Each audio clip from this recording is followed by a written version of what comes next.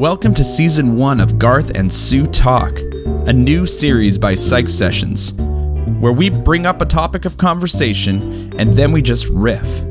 These are the water cooler conversations that you have with colleagues in your department. These are the chats you might have at the bar after a good day at a teaching conference. So, please pull up a seat as we talk about teaching.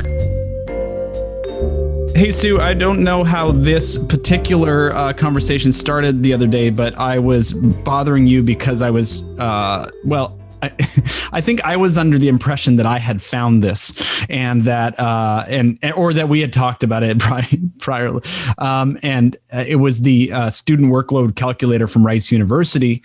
And then you said, oh yeah, I wrote an article on that or a blog on that years ago. And I said, well, that's probably where I saw it. Actually, I think you were using it well before then, and I think probably back at department meetings or something like that is where I learned about this workload calculator. I know you've written about it. We've talked about it. Where did you first learn about it? I have no idea. Oh, really? I don't. I think I must have gone out looking for it because I was going to write a blog post on student workload, and I had heard, as we all have, that for every hour in class, a student should be spending 2 hours outside of class. And I thought, okay, I've heard this as a recommendation for years, but where did this recommendation come from? So I started digging. And what I discovered is that it's actually U.S. federal law, that it's federal law. If your institution gets federal money, then for every hour a student spends in class, there should be an equivalent amount of 2 hours of equivalent work outside of class. So I thought, well, that's fascinating. So not only is it, it's recommended, but it's U.S. federal law. So then I started wondering, well, how do we calculate that? Sounds good, but how do I know that the amount of work I have is equivalent to 2 hours outside for every hour in?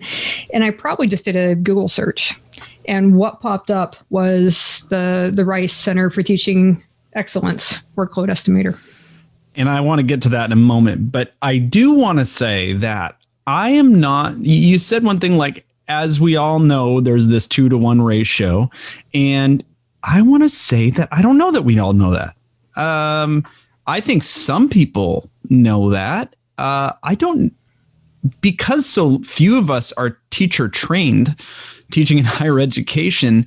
I mean, unless you're at a conference or something and somebody talks about it, or unless your colleagues know about it, I'm not sure that people do. So it becomes a bigger question for me is, how do we across courses make sure, like within our own disciplines, because you teach Psych 100 and you have colleagues who teach Psych 100 differently than you do. So within our own disciplines, and then also cross discipline, when a student is signing up for, a course or multiple courses, how are we as faculty managing their time? What is the standard? And I think that this is something that if people don't have this in mind, that's kind of scary for the product that we're giving to students.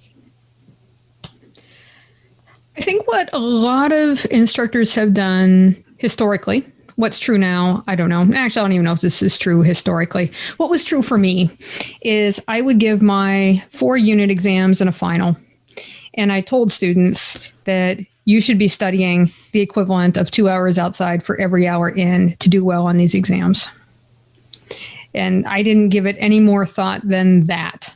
Honestly, yep. I didn't give any thought to how long it took students to read the chapter, assuming students were reading the chapter.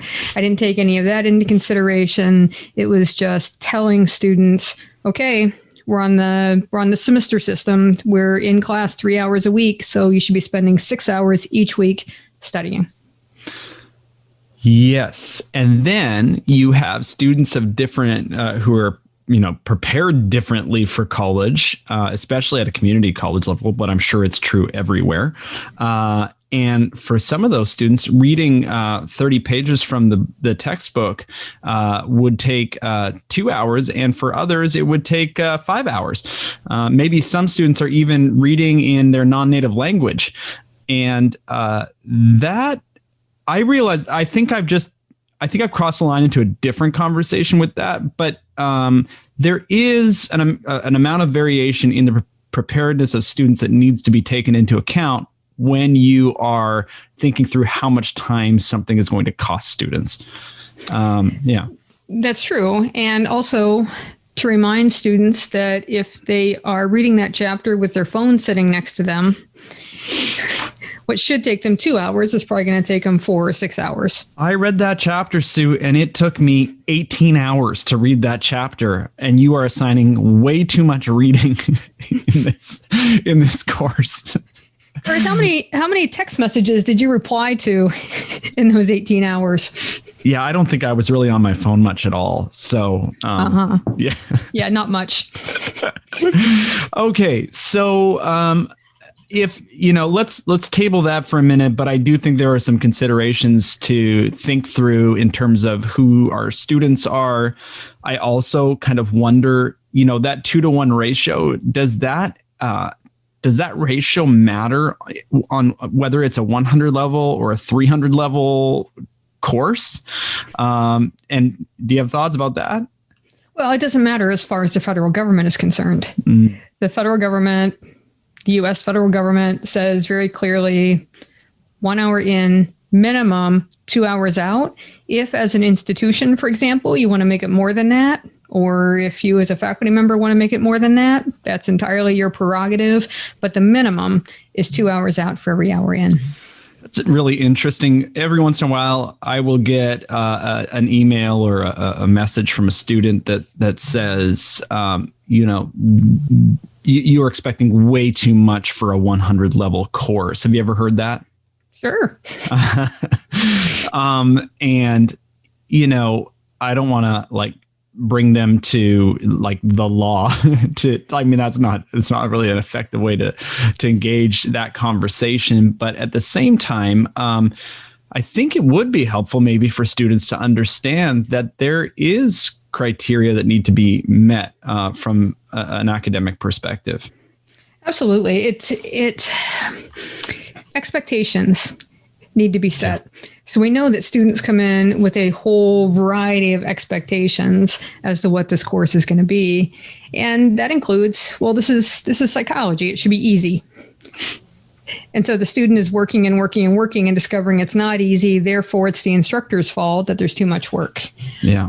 So setting up expectations in advance, like from the very get-go. My syllabus quiz includes a question about how many hours are you expected to set aside to work on this course.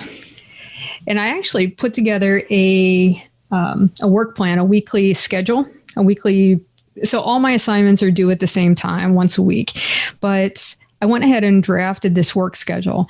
On Mondays, you should spend this amount of time working on this and this. And then on Tuesdays, you should spend this amount of time working on this and this. So for students, they can see, okay, here's a schedule that I can follow or that I can adapt. Yeah. Is that an infographic yet? It is an infographic. I'd like to see that. Yeah, I don't know. Sometimes you and I talk and we don't know where we came up with what we came up with. But I do have something after in my, I have it in my syllabus, but also my syllabus quiz where I just remind students that the amount of time, and we're on quarter system, but the amount of time that you are expected to work in this class, if you take a full load of classes at the institution, then it's like working a full-time job. So you should plan as well. And so when you ask when students don't have time and you ask them, well, hey, what else I know you got lots going on in your life. What's going on in your life? Or they volunteer that information and they say, well, work full time. I'm a single mom. I am taking 3 classes and I have a pretty robust social life. That's really unsustainable from, I don't maybe say it like that, but it's unsustainable from from my perspective, something's got to give, right? And if we're teaching courses that are this 2-to-1 ratio, they're going to be a significant commitment. Yeah. Yeah, I use the Myers and DeWall Psychology in Everyday Life textbook, and that textbook opens with a preface of sorts, an introduction of sorts on time management. And I assign that time management reading, and they have a small assignment that's attached to that. And so many students have responded and saying that time management section at the beginning of the book has really helped me think about what my week is like, and that I am working full-time, or I'm working 3 part-time jobs, and I'm trying to go to school full-time, and I'm a parent, and I'm also a caregiver for my grandmother. And they realize, yeah, I can't do it. I don't have the means to do it. And they'll choose to drop 1 or 2 classes. Yeah. And when they tell me that they're choosing to do that, I praise the heck out of that. Yeah. Like, good for you for taking care of yourself. Yeah. And when I do hear from students who are saying, wow, I'm just feeling really overwhelmed right now, the first thing I do is empathize. That sounds really, really hard. And I appreciate everything that you're trying to do here, but it's also really important that you take care of yourself. And the college is always going to be here. So you don't have to do it all right now. Yeah. When you want to come back. And then I usually add that if my class is full when they go to add the class and they really want to take it, I'll sign them in as an overload. And very rarely have I ever had to actually do that, but it's a way of me showing my confidence in them that, 1, I know you're going to come back, and 2, I know this has nothing to do with you as a student.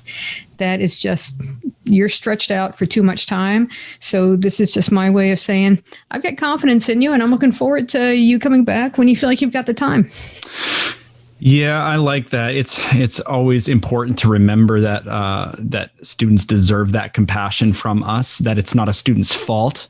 Oftentimes, students are either maybe overly ambitious, or they're naive to the to how much time maybe college classes are going to take, and so educating them through that and kind of hoping to inspire them to come back is great. I love that. I love that assignment that you give to them, because the exercise of time management, if you've never done it before, it must be just real eye-opening. So anyway, I love all the peripheral places that we're going, because it is all related to student workload. Now, before we get into the Rice calculator. And if you just joined us, the Rice calculator is probably confusing to you. But anything else from up to this point before we jump into there? No, I don't think so. Okay. I think we're good. All right. So let's just talk about the fact that there is a kind of a 1.0 and a 2.0 version. And I don't know that we need to talk about both of them necessarily, but Wake Forest University has used what Rice has done and done a 2.0 version. Anything else you want to say about that before we actually explain them? I don't think so. Okay. So what are these calculators? The good folks at the Center for Teaching Excellence at Rice University dug into the research to the best that they could. And if you just Google Rice University course workload estimator, it'll come up. And down below the estimator, so the estimator is you put in how much reading you have in your course, what kind of reading it is, how much writing you have in your course, the exams, how much time you expect students to study for those exams, and other assignments, and it'll spit out how many class hours per week. And right below that form are the details on their estimations. So they dove into the research and said, okay, how long does it take the average student to read? And of course, the caveat there is, what does that mean to be an average student? Because as we've talked about, there are fast readers and there are slow readers and there are non-native speakers, and so much goes into that. So that's why they're calling it an estimator and not a calculator. They are very clear this is about estimating. Well, then the Then the good folks at the Center for the Advancement of Teaching at Wake Forest University, presumably, asked Rice if they could take that code and make some adaptations, and they did.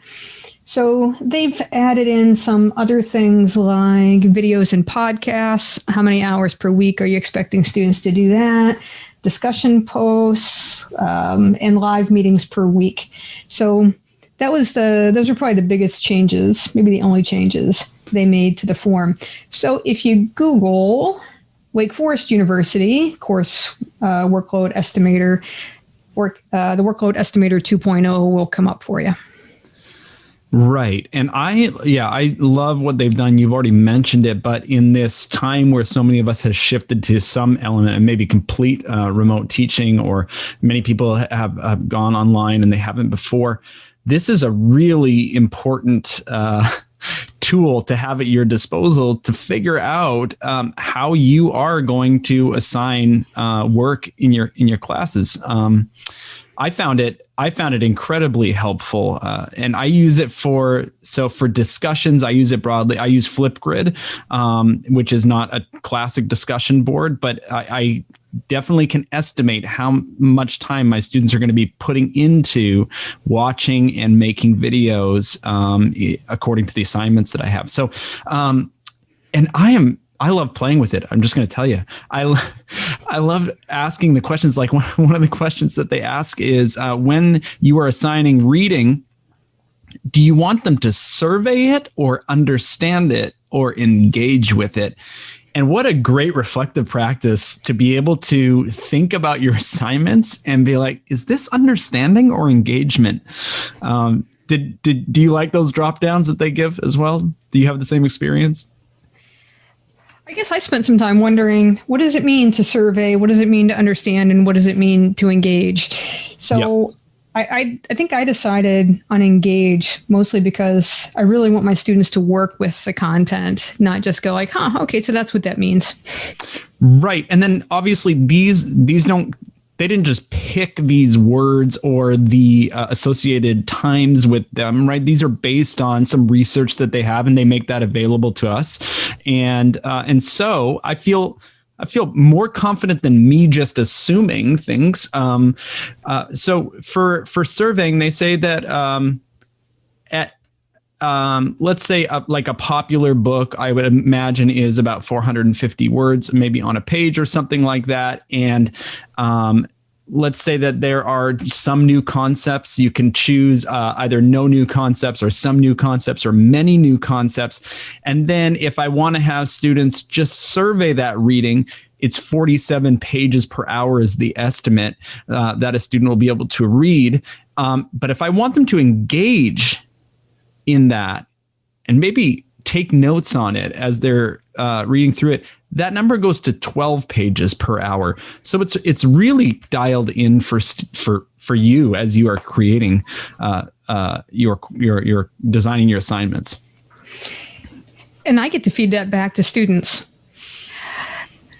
After I fill in this form, I take a screenshot and I stick it in my syllabus so that students can see, okay, your reading should take you 47 pages per hour or 12 pages per hour. So oftentimes I used to often hear from students was something like, I'm a slow reader. It takes me a lot of time to read. And I ask him, so what are you basing that on? Like, how do you know that you're a slow reader compared to whom? Mm-hmm. And it's the same thing with students saying, it takes me a long time to study. Well, how long do you think it's taking everybody else here to study? How do you know that? What are your assumptions based on? So here I get to say up front, look, if you're reading 12 pages an hour, that's exactly what I'm expecting you to do. So it's a norming exercise, if you will. Yeah, no, that's great. I just, as you were talking, I was thinking to myself that we need to have a chat about the fact that learning is hard.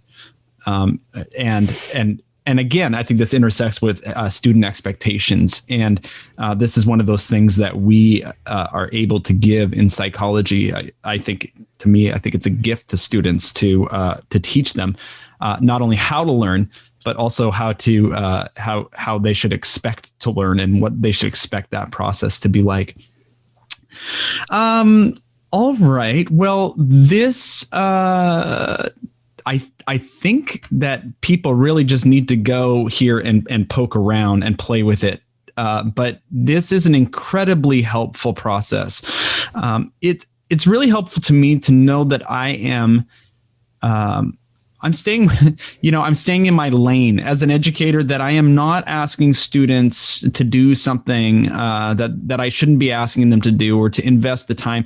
But also, it gives me, in some ways, it gives me a license to and boundaries in order to create assignments and activities and ask students to spend time doing things. So it's really helpful in both those ways.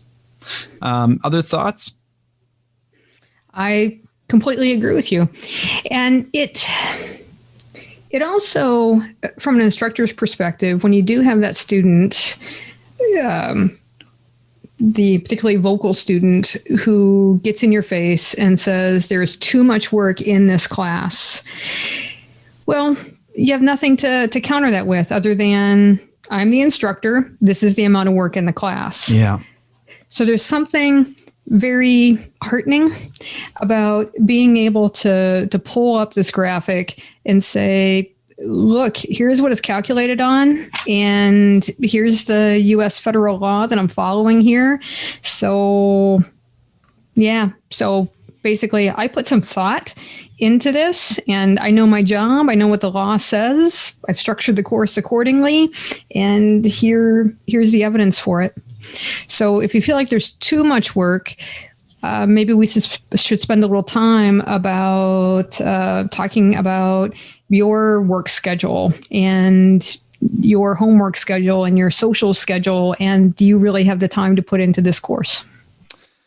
Yeah, I don't know who I heard say this years ago, but, and maybe they didn't say this explicitly, but it just, the way I kind of, what I came away with was, wouldn't it be great for my course to be, as much as it can be, so evidence-based, evidence-informed, that when I ask students to do something and they say why, I don't just have a Garth's opinion answer for them, but I have it grounded in something, and as good scientists, we know that those things might change. They might improve.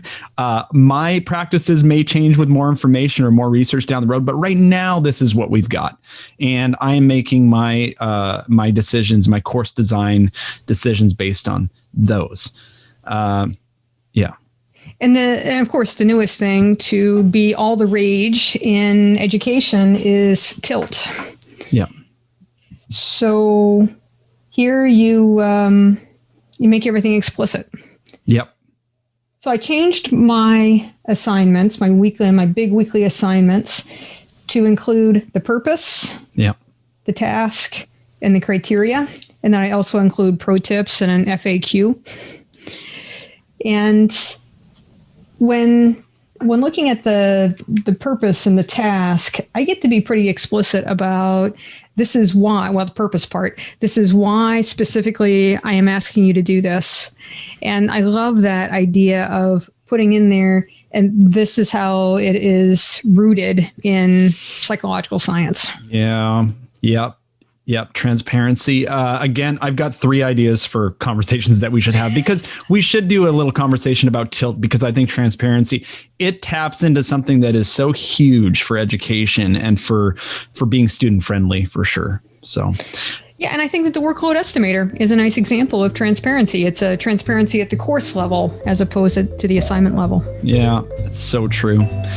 Well, Sue, thanks for talking about student workload with me, and we'll do this again soon.